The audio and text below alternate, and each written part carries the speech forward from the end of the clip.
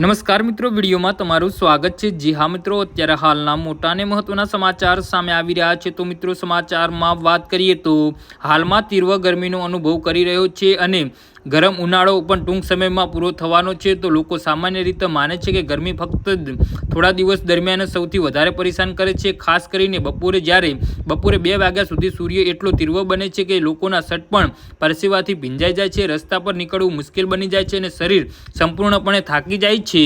જો કે ડોક્ટરો અને હવામાન નિષ્ણાતો હવે કહે છે કે માત્ર દિવસનો સૂર્ય નહીં પણ રાત્રિની ગરમીને પણ લોકોને સ્વાસ્થ્ય પર નકારાત્મક અસર કરી શકે છે।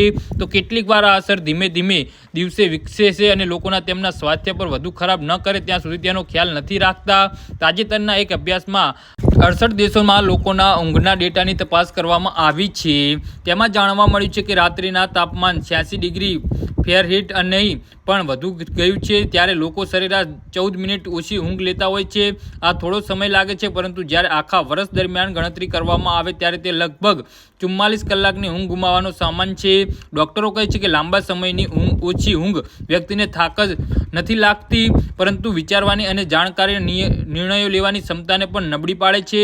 ગરમ રાતો ચીડિયાપણું, બેચેની અને ધ્યાન કેન્દ્રિત કરવામાં મુશ્કેલીનું કારણ બની શકે છે। ડોક્ટરોના મતે શરીરના દિવસને થાકને દૂર કરવા માટે રાત્રે પોતાનું ઠંડુ કરવાનો પ્રયાસ કરે છે। જો કે જ્યારે રાત્રિનું તાપમાન વધારે હોય છે ત્યારે શરીર કોઈ રાહત મેળવી શકતું નથી। જી હા મિત્રો, તો આના વિશે તમારું શું કહેવું છે તો નીચે અમારી કમેન્ટ બોક્સમાં જરૂરથી જણાવજો અને અમારી યુટ્યુબ ચેનલને સબસ્ક્રાઈબ કરવાની ભૂલતા નહીં। ધન્યવાદ।